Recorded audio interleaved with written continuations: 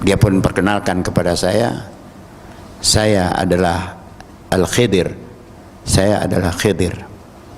Saya tanya, mau kemana? Mau ke salah seorang ulama yang ada di daerah Bogor.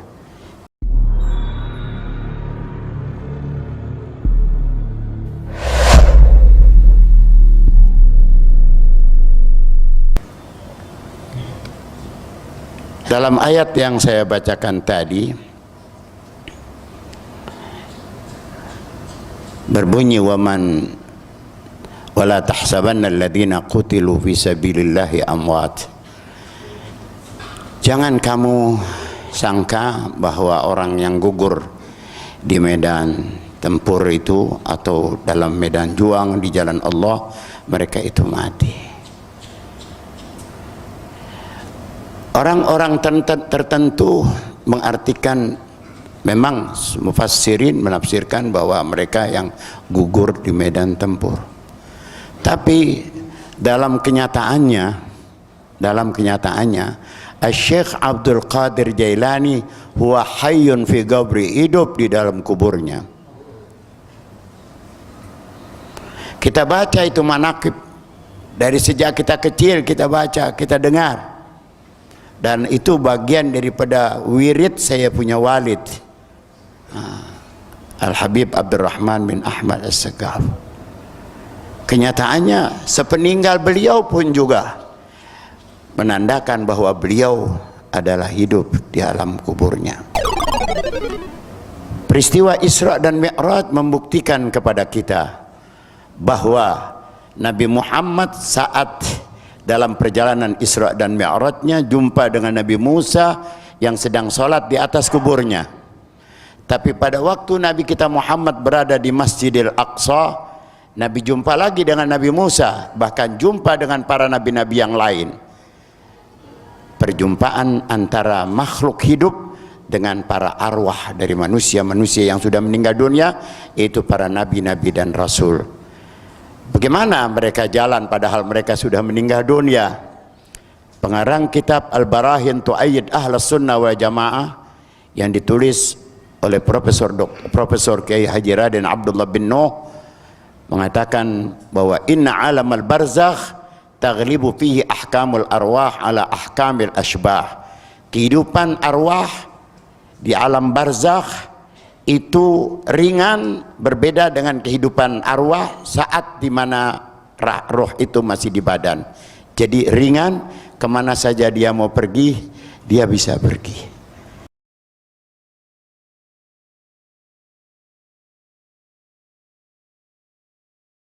Contohnya saudara-saudara, itu para nabi padahal sudah meninggal dunia, tapi sebelum Nabi Muhammad ada di Masjidil Aqsa, masih dalam perjalanan, arwah mereka sudah lebih dulu masuk.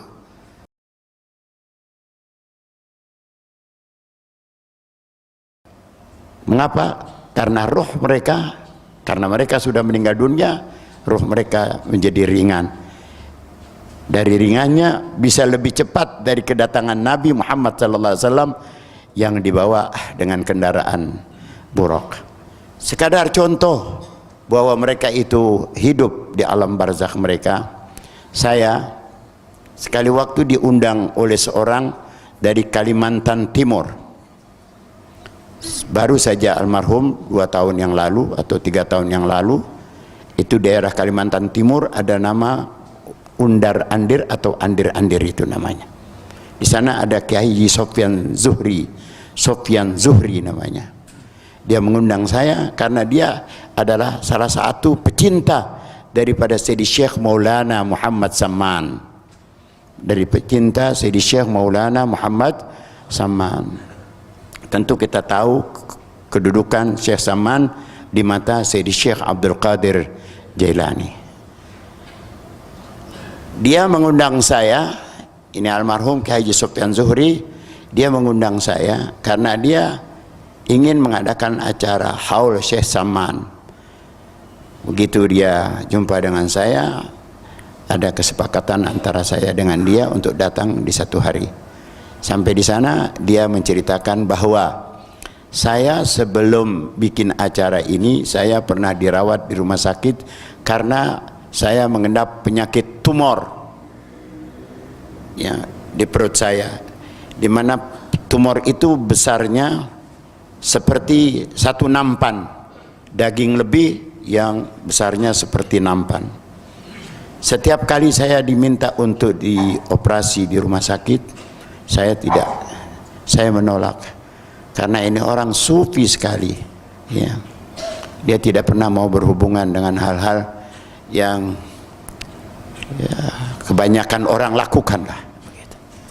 Tapi manakala dia sedang dalam keadaan sakit parah dan tidak sadarkan diri, saat itu diambil kesempatan oleh putra-putrinya untuk dimasukkan ke rumah sakit. Masuklah dia dalam ruangan darurat. Apa yang terjadi di malam hari di mana esok harinya harus dioperasi, ruangan tunggu sudah penuh dengan darah. Di malam hari penjaga-penjaga dari pihak keluarga terbangun, mereka melihat sudah kedapatan darah berceceran di sekitar ruangan tempat dirawatnya ini kiai. Terjadi keributan, kegaduhan, yang menangis-menangis. Karena apa? Karena darah sudah begitu banyaknya. Dokter pun datang meriksa. Apa kata dokter? Ini tidak mungkin. Ini tidak mungkin kalau keadaan darah sebegini banyaknya bahwa ini kiai belum dioperasi. Dokter yang akan menangani operasi kiai menyatakan ini pasti sudah ada yang operasi.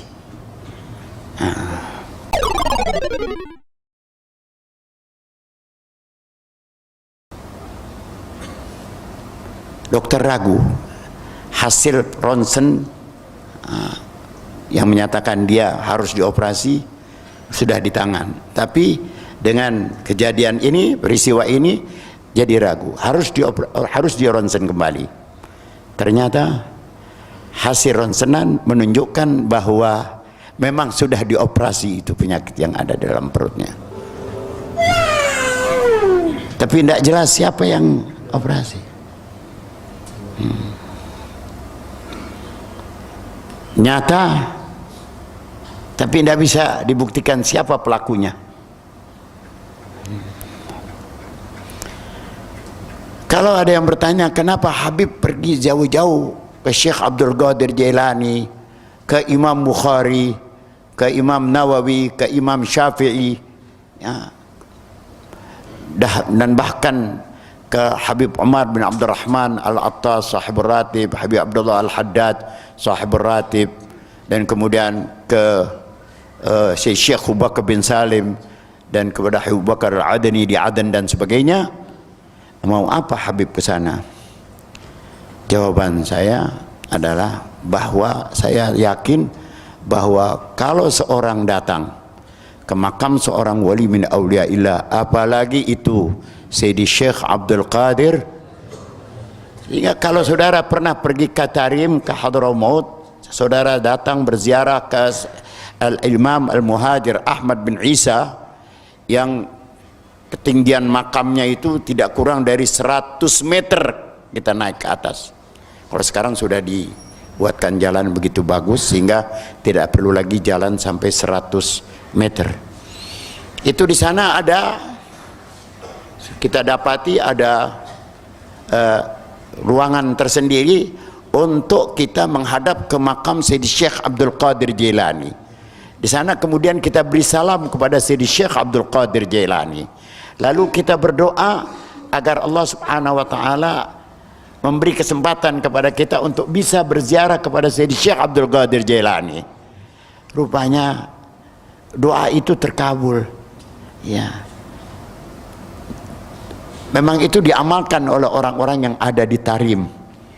Sampailah satu saat setelah perang terbuka antara tentara sekutu tentara apa namanya itu waktu perang dengan Irak kemarin itu, ya. Saya masuk ke makam Sayyidi Syekh Abdul Qadir Jailani. di mana makam beliau itu.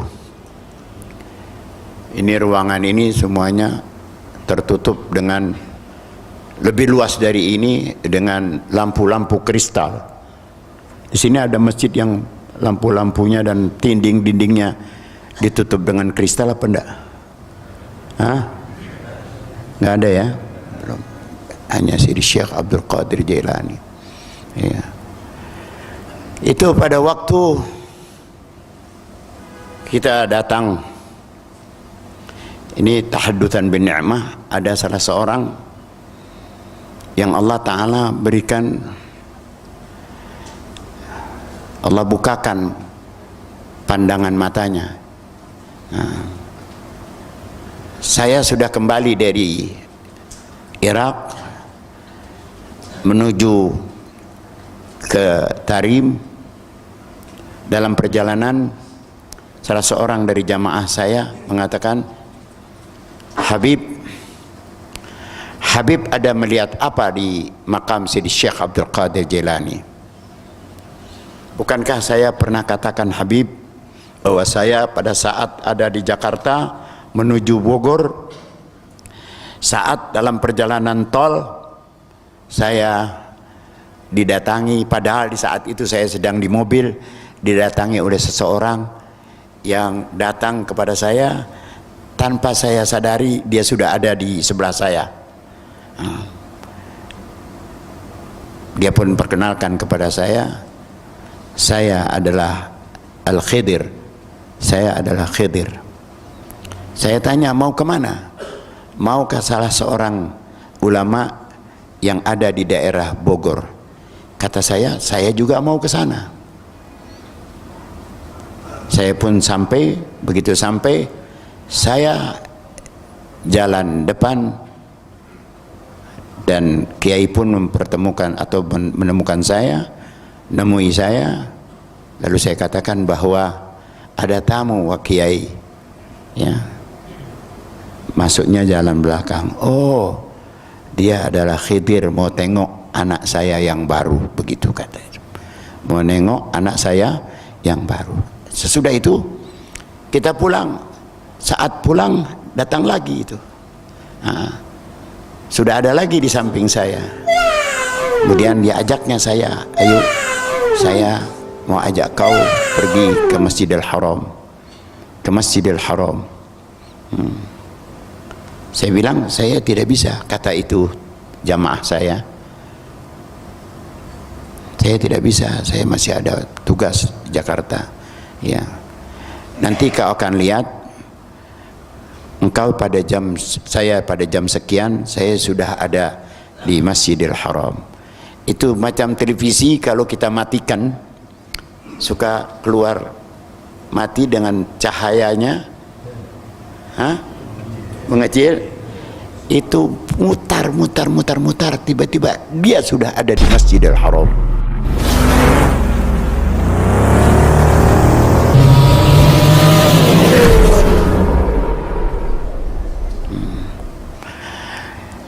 Itulah yang disebut ahlul khutwah. Ahlul khutwah.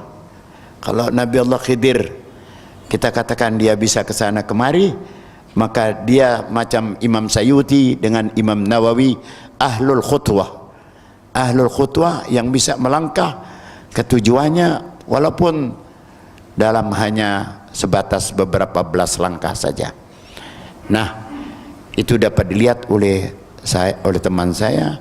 Dan pada saat saya dalam perjalanan Irak ke Tarim, Yaman, dia tanya saya, Habib lihat apa waktu kita berada di makam Sidi Syekh Abdul Qadir Jailani? Saya jawab, saya ada melihat satu orang dengan tailasan, dengan ini sorban putih, kain, baju koko. Dia tutup mukanya, diam saja begini, tidak ajak bicara orang. Lalu arah masuk ke makam Syedi Syekh Abdul Qadir Jailani, ada satu orang dengan gomis tapi pakaian wall dengan apa namanya ini, dengan gesper tapi besar, ya, diam saja begini. Apa kata teman saya itu atau jamaah saya?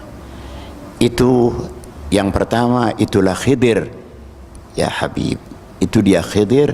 Dan yang kedua itu adalah Sidi Syekh Abdul Qadir Jailani. It's only game.